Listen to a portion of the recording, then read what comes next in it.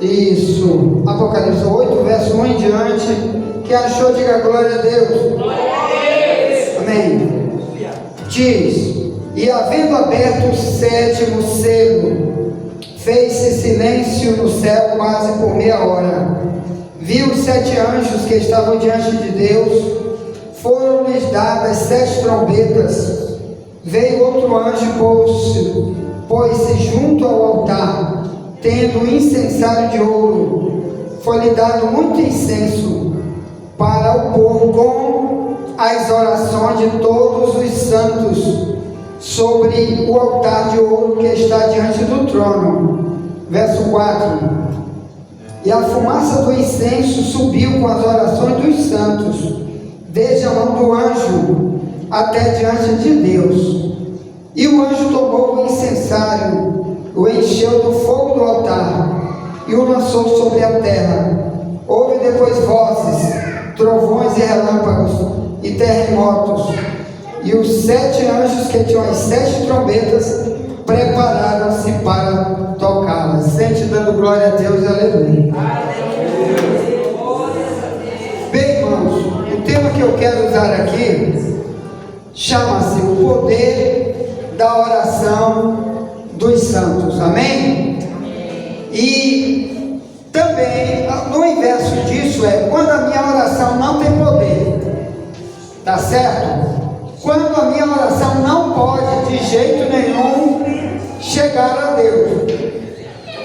Então, eu quero dizer que quando eu entrei nesse lugar, eu vinha trazendo uma outra mensagem, porque vocês sabem, nós estamos com um trilho de treinamento com o tema Os Mistérios do Apocalipse, ou melhor, mostrando, ensinando um monte de coisa que está no livro do Apocalipse, que a maioria das igrejas não ensina, não sabe, o povo entra e sai, não entende certos tipos de linguagem que estão no Apocalipse.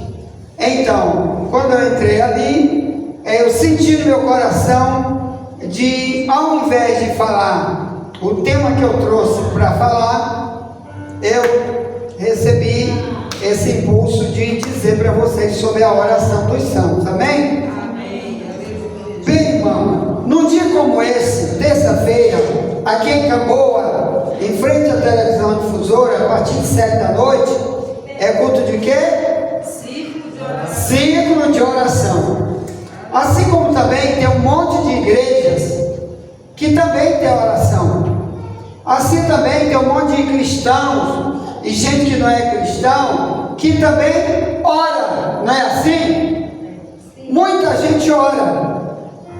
Mas aqui nesse texto que lemos, Apocalipse 8, 1 em diante, fala 2 vezes sobre o termo a oração dos santos. E está dizendo que assim que os anjos pegaram aquelas orações que estão lá, aquelas orações fizeram um reboliço grande e fez Deus levantar anjos para tocar 7 trombetas na terra. As 7 trombetas são os flagelos que vão vir no fim dos tempos contra a humanidade que rejeitou o cristianismo. As 7 trombetas. Mas eu quero te mostrar primeiro o seguinte: quando você é um servo de Deus, a tua oração está lá em cima, esperando o momento de Deus atender, para você receber o resultado da oração, amém? Por isso é chamado de oração dos santos. Mas, e quando a oração não é feita por um santo? O que é um santo, biblicamente falando? Muita gente que não entende a Bíblia e lê um texto desse, acha que o santo é aquele que já está lá em cima, que eles lá têm o poder de interceder por alguém, enquanto que santo na Bíblia, aqui é os que estão na terra, que estão intercedendo, ou melhor, orando, pedindo para Deus alguma coisa em oração, amém? Santo na Bíblia é aquele que se separa para viver para Deus. Já foi falado aqui, Hebreus 12:14, sem santidade ninguém verá o Senhor. Amém? Sua oração não vai chegar no céu sem santidade. Então, eu quero falar primeiro sobre essa questão. Quando minhas orações são interrompidas, mesmo que eu venha para a casa de Deus para orar, ou mesmo que eu ore na minha casa, ou mesmo que eu ore na rua, ou mesmo que eu ore em qualquer lugar, quando minha oração é interrompida. Primeiro, em 1 João 5, verso 14, diz: essa é a confiança que temos nele, que se pedirmos segundo a sua vontade, ele nos ouve. Amém? Amém. Aí a gente já começa a dizer: eu tenho 10 anos na igreja, orando por causa disso e daquilo que eu estou pedindo a Deus, e às vezes eu não recebi. Irmão, tem tipo de oração, segundo 1 João 5,14, tem tipo de oração que, se Deus responder, primeiro, tem crente que nunca mais vem na igreja, tem cristão que nunca mais é crente, principalmente quando diz: Senhor, me dá um dinheiro para me ter isso, um carro novo, uma casa nova. Senhor, quero dinheiro para ter isso e aquilo. Tem crente que nem dinheiro não pode ter. Eu conheço um monte de crente que só pegar dinheiro já foi embora, não voltou mais para o cristianismo. Pergunta: cadê o irmão? Está fazendo viagem de turismo? Cadê o irmão? Está no shopping? Cadê o irmão? Viajou para um lado para outro? Não está mais no trabalho de Deus. Sabe o que é? Às vezes o salário dele era um salário mínimo por mês. Agora Deus abriu uma porta que ele orou, e a porta se abriu, e aí às vezes está ganhando 10 mil reais, 20, 30, 50 por mês. Cadê o irmão? Não voltou mais. Às vezes prometeu um monte de coisa para Deus, não veio mais. Então, eu quero falar de oração, tá bom? A Bíblia diz, primeiro, Provérbio 15, 29, longe está o Senhor do ímpio, mas escutará a oração do justo. Então lá vai um problema, segundo problema, né, que Deus não vai ouvir a gente. Então, primeiro, se não for dentro da vontade dele, 1 João 5,14. Segundo, se eu for um ímpio quer dizer perverso. Ímpio, quando eu uso minha língua para fazer o mal com os outros, chamando palavrão, tratando mal os outros, e na hora eu vou fazer campanha de oração. Deus está com uma dor aqui, Deus está com um problema ali. Aí Deus diz: tu age igual ímpio. Ímpio quer dizer perverso. O ímpio gosta de roubar os outros, o ímpio gosta de se vingar, o ímpio é um perverso, o coração dele é mau. Aí quando tem um problema com ele vai: agora eu vou para a igreja. Por que tu vai para a igreja agora? Porque eu estou precisando lá que Deus resolva isso e aquilo. Aí Deus diz: primeiro, deixa de ser ímpio. Ou então começa a fazer a oração de 2 Crônicas 7,14. Se meu povo que se chama pelo meu nome, primeiro, antes de orar, primeiro se humilhar, depois orar, depois buscar a minha face, então eu ouvirei do céu, perdoarei seus pecados, sararei sua terra. Então o primeiro que Deus está querendo é perdoar a gente, que começa a gente se humilhando, ou melhor, sendo humilde para reconhecer: Senhor, eu errei mesmo, estou errado mesmo. Então, meus amados irmãos, muita gente não sabe nem para que vem para o cristianismo. Tem gente que vem para fazer campanha de oração e nem sabe que tem oração dele que Deus não ouve. Vocês estão entendendo? Você quer ver aí marido, casado? Tem algum casado aqui? Diga: eu sou casado. Eu sou casado, glória a Deus. 1 Pedro 3, 5 e 6. Marido, coabite com ela com que não seja impedida a tua oração. Marido que tem a língua, mas tem a mulher também que tem a língua de cobra. Aqui não tem não, graças a Deus que aqui todo mundo é só bênção. Amém? Marido coabite com ela com entendimento, como sendo ela o vaso mais fraco, para que não seja impedida a tua oração. Então, irmão, muitas vezes a oração vai ser impedida, porque às vezes a gente quer mandar na mulher, dar ordem, como se dá a ordem para uma cachorra. Tem que fazer isso, sua cachorra. Tu sabia que lá no islamismo é desse jeito? Eu até escrevi um livro chamado O Islamismo, o Inimigo das Mulheres, que eu vou tirar do meu HD e doar para vocês. No islamismo, irmão, a mulher tem que obedecer o marido. A mulher tem que ficar com a cabeça baixa quando ele fala. O cristianismo é diferente, pastor. Hein? O cristianismo é diferente, a mulher não tem que obedecer ao marido. Não, obedecer é uma coisa, o marido também tem que obedecer. É Efésios 5:22, quando fala de marido e mulher. Efésios 5:22. Sujeitai-vos uns aos outros, no temor dele. Aí depois que ele diz, a mulher seja sujeita ao marido. Primeiro ele diz, sujeitai-vos uns aos outros. Deus não é perverso, não quer que ninguém seja perverso. Não quer que o homem dê uma ordem para a mulher e por isso a mulher não pode dar ordem para o marido se ele está errado. Pode, mas principalmente aconselhando. Não pode ser grosso, nem marido com mulher, nem mulher com marido. Como um acordo, é isso? Como um acordo. Porque senão a gente está agindo como ímpio. Olha, irmão, às vezes a gente não entende como é que Deus quer trabalhar em nossa vida. Olha, até os homens da Bíblia, muitos deles, Deus não quis ouvir as orações de muitos deles. Você quer ver um deles? Por exemplo, oração de intercessão. Jeremias 7,16. Deus diz para Jeremias: não ore por este povo, Jeremias. Não te ouvirei por causa do mal que eles estão fazendo. Ali também serve para mim e para ti.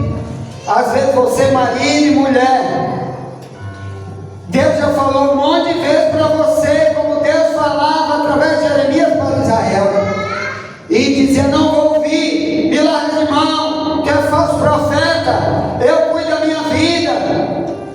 Aí Deus: deixa na minha mão, não ora mais não, não pede mais misericórdia, deixa que eu vou agir. Olha, irmão, não queira brincar com Deus, como Israel na época de Jeremias brincou. Olha, Jeremias escreve aqui o livro de Lamentações, e ele diz um negócio aqui interessante, aqui, ó, que serve também para mim e para ti, ó. Jeremias, capítulo 3, ó. É 3, né? Eita glória.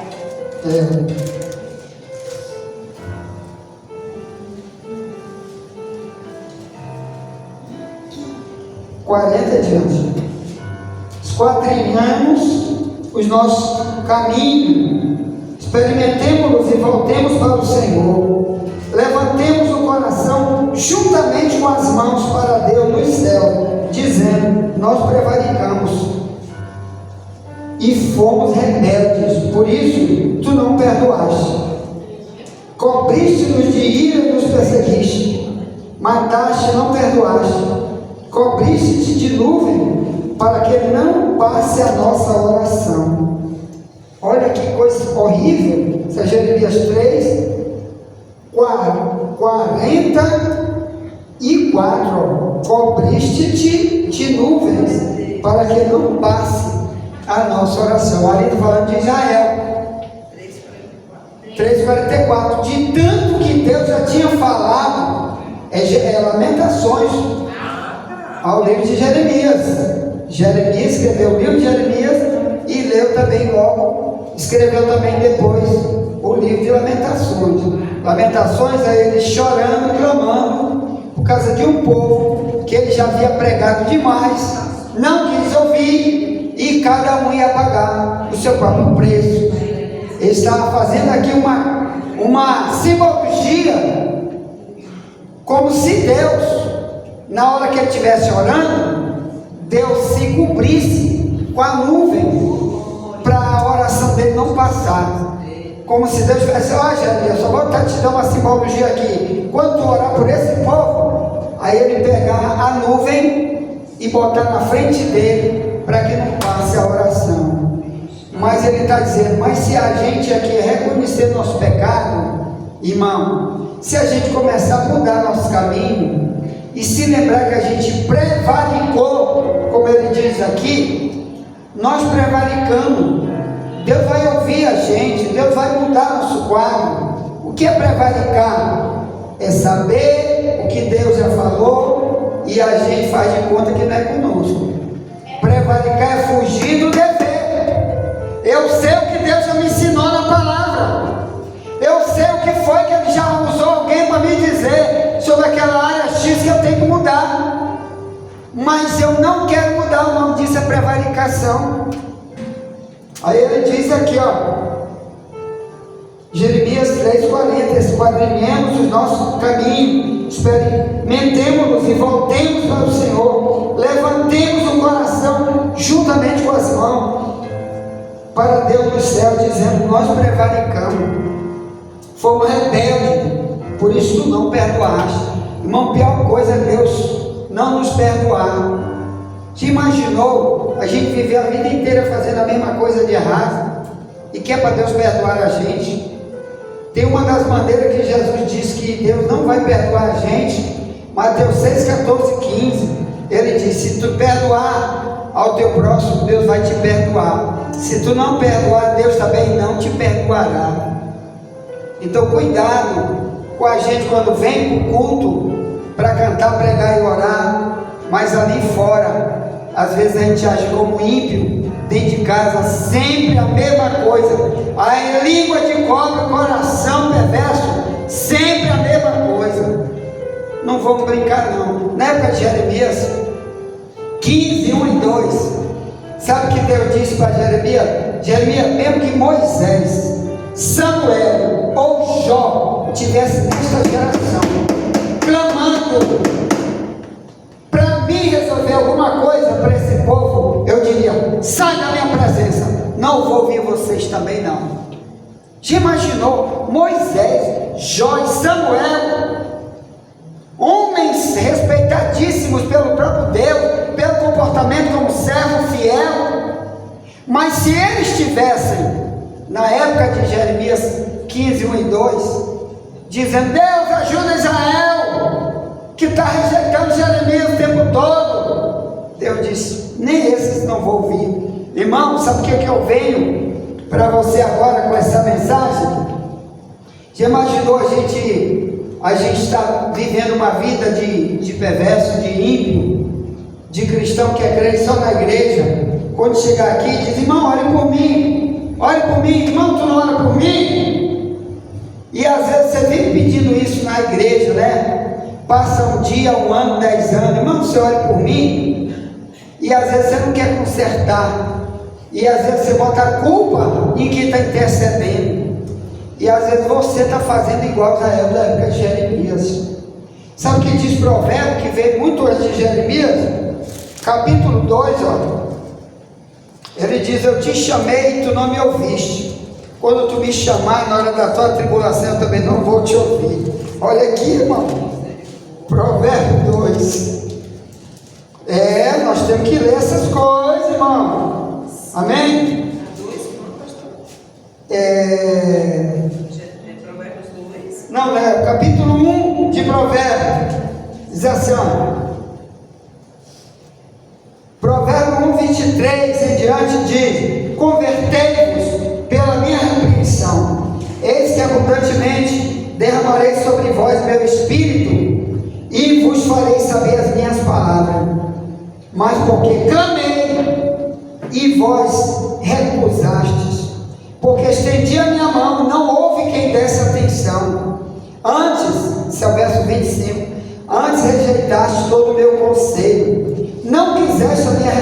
perdição. Verso 26, também eu me rirei, quer dizer, vou sorrir na vossa perdição, zombarei, vindo o vosso temor, vindo como assolação o vosso temor, vindo a vossa perdição como tormenta, sobrevindo-vos aperto e angústia, então a mim clamarão, mas eu não responderei, de madrugada me buscarão, mas não me acharão. Verso 29, porquanto aborreceram o conhecimento, não preferiram o temor do Senhor, não quiseram meu conselho, desprezaram toda a minha repreensão, portanto comerão do fruto do seu caminho, fartar-se-ão dos seus próprios conselhos, porque o desvio dos simples os matará, a prosperidade dos loucos os destruirá, mas o que me deu vida habitará seguramente, estará descansado do temor do mal. Amém? Amém. Então vamos falar de oração, irmão. Por que a oração dos santos de Apocalipse 8 em diante, ela teve um poder gigante? E essas gerações de pessoas que a gente leu aqui, Deus excluiu essas orações, porque Ele disse: eu te chamei, tu não me ouviu.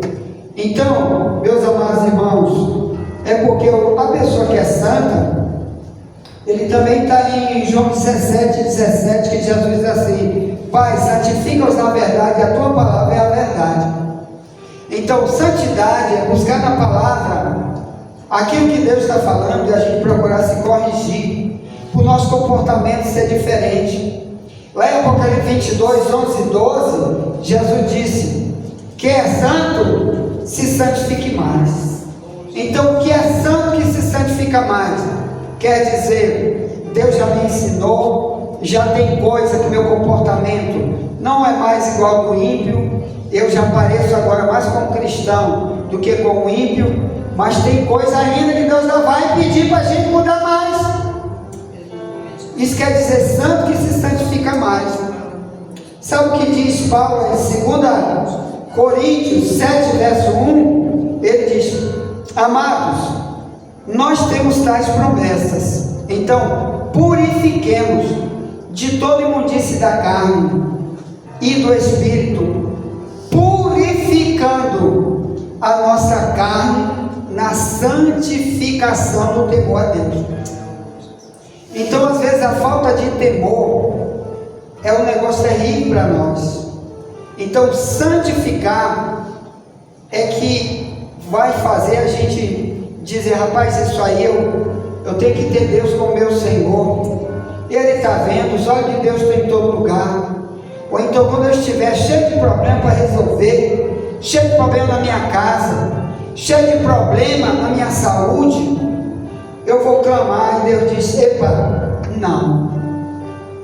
Olha outra coisa que eu vou dizer para vocês sobre oração. Em em Tiago 5,16 diz: a oração de um justo pode muito ter seus efeitos. Por que ele disse a oração de um justo? Porque o justo quer ser justificado, perdoado. Tem gente que vem para a igreja, para o cristianismo, mas nunca perguntou para Deus: eu estou perdoado ou não, meu Deus? Tu já me perdoaste ou não, Deus? Tu já me justificaste ou não? Então, meus amados irmãos, aí às vezes a gente diz: irmão, ora por mim. Aí chama a irmã, o irmão para orar por ti, e às vezes também não vai acontecer nada com aquela oração, porque aquele irmão também está escangalhado diante de Deus, está intercedendo por um problema que tu está pedindo para aquele irmão escangalhado orar, porque tu não sabe como é que ele está na tua casa, na casa dele, como é que ele age lá no trabalho dele, e aqui tu pede oração para ele, para ela. Às vezes é uma língua de cobra, coração maligno, e aqui tu vai dizer: irmão, ora aí por mim, e aí tu está pedindo, está orando, está fazendo campanha. Mas Tiago diz: a oração de um justo pode muito seus efeitos. Então, irmão, se já tem tantos impedimentos para a nossa oração, e às vezes a gente ainda é um escangalhado que quer orar pelo outro, tem misericórdia do teu próximo. também, em 1 João 3, sobre a oração, eu estou terminando, te acalma. Isso aí são mistérios do Apocalipse. A oração do santo está lá, para Deus responder. Apocalipse 8 em diante. Tá? Deus vai responder a oração dos santos. Quer dizer que é santo, se santifique mais. Glória a Deus. 1 João 3. 3. Ixi, eu pulei para Apocalipse, misericórdia. 1 João 3, 22. 3, 22. Vem do ladinho do Apocalipse. 1 João 3, 22. Diz: qualquer coisa que lhe pedimos, dele a receberemos, porque guardamos os seus mandamentos, fazemos o que é agradável à sua vista. Então, será que a gente pode chegar para Deus e dizer: Deus, aquele pedido que eu estou te fazendo, eu quero que tu resolva isso para mim, porque eu guardo os teus mandamentos, e eu faço o que é agradável diante da tua vista, de acordo com 1 João 3, 22. Irmão, você sabia que é bom a gente orar usando a palavra? Senhor, quando eu vou orar, eu uso a tua palavra diz isso. Quando você já sabe, mas muita gente não vai orar usando um versículo desse, porque muita gente sabe que guardar mandamento não é brincadeira. Jesus disse para o jovem rico: tu quer entrar na vida eterna? Guarda os mandamentos. Mateus 19, 17. Tu quer entrar na vida eterna? Guarda os mandamentos. Então, nem para ir para o céu, irmão, a gente não vai se não guardar mandamento. Aqui está dizendo: nem para Deus atender a oração. Então, eu vou pedir uma coisa para você para encerrar. Nós estamos na virada aí de negócio de Natal. Cuidado com as orações que você vai fazer. Muita gente vai fazer como eu, ainda vai ensinar filho a orar errado. Quando eu era menino, minha mãe me ensinava assim: meu filho, você quer ganhar um carro, uma bicicleta? No dia de Natal, pede para o Papai Noel. Quantas vezes minha mãe católica me ensinou assim? Me ensinando a orar errado. Enquanto que Jesus ensinou a gente a orar como? Mateus 6, 7 e diante. Ele diz: quando você orar, olha assim: Pai nosso que está no céu, santificado seja o teu nome, venha o teu reino, seja feito o quê? A tua vontade, aqui na terra como no céu. Então, nunca Deus mandou a gente pedir nada para Papai Noel. Deus mandou pedir, foi para Ele. Glória a Deus. Nunca tem na Bíblia oração para ídolo, nem para gente que já morreu. Hoje mesmo eu estava estudando a história do Papai Noel. Querido, no século 3, um homem chamado São Nicolau. De onde vem a história do Papai Noel? Um homem milionário, rico. Ele ajudava pessoas com dinheiro. E o tempo passou e morreu. A Igreja Católica canonizou e botou ele como símbolo do Natal. Até hoje, em um monte de lugares, na Turquia, por exemplo, onde ele nasceu, em Roma, Estados Unidos, tem igreja para ele, São Nicolau, onde eles hoje oram e pedem: São Nicolau, me ajuda, São Nicolau. Os Estados Unidos, a Coca-Cola, nos Estados Unidos, mudou o nome dele para Santa Claus, porque Santa Claus é São Nicolau. Olha o que aconteceu: colocou a roupa dele vermelha e botou aquele bicho barbudão, né? E botou ele para negrada pedir como se fosse para Jesus. Jesus disse em João 14:13: tudo que tu pedir em meu nome eu farei. Nunca ele disse: peça para homem que já morreu, peça para mim. Nós fomos enganados nesse período de Natal a pedir errado, a orar errado. Nunca deixe ninguém pedir nada para alguém que não é Cristo.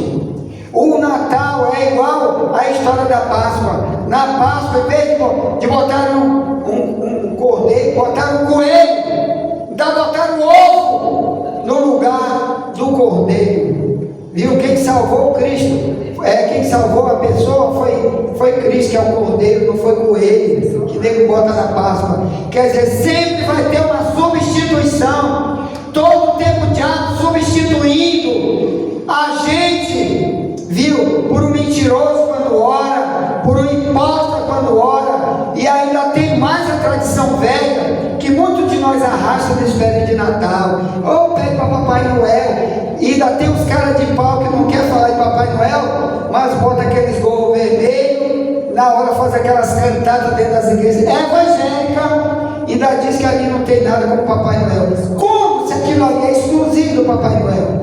Então, irmão, vamos ficar em pé em nome de Jesus? Se lembrar, viu, a oração dos santos, elas estão no céu para ser respondida na hora certa. Tem coisa que tu pediu para Deus, que na hora certa Ele vai te dar, mas tem coisa que não é para a gente receber, porque senão nós vamos fazer igual um monte de gente que está fora da igreja uma hora dessa. Um monte de gente está desviado uma hora dessa, porque recebeu coisas às vezes que não foi Deus que deu. Vocês sabem que o diabo também dá as coisas para os outros, diz Mateus 4, 1 em diante. O diabo também tem poder para dar as coisas para as pessoas. Conheço aqui um que recebeu 5 milhões de reais, um irmão crente, hoje está lisinho e está desviado, sem um centavo, viu? Já pregou até nesse culto aqui, ó, viu? Ganhou 5 milhões de uma herança do pai dele, hoje não tem 10 centavos e está desviado, desigrejado por aí, dizendo que é crente. Então, irmão, quando o diabo dá, você bota fora.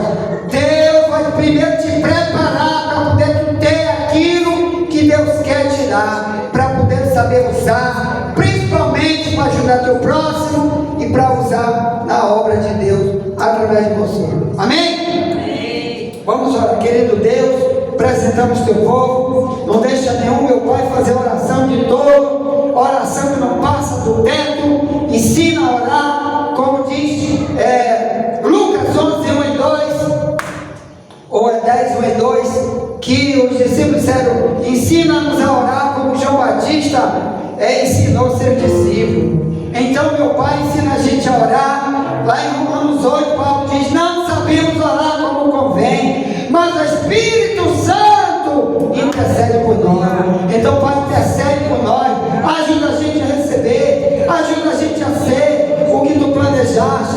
Estamos aqui abençoando o teu povo, Pai. Seja, Pai, louvado e engrandecido para sempre, e recebe, meu Pai, nossa oração, recebe nossa súplica. Tem misericórdia, abre a porta para nós, cura teu povo, abençoa teu povo, prospera teu povo. Muito obrigado já por tudo, em nome de Jesus. Amém. Quantos estão aqui? Diga amém.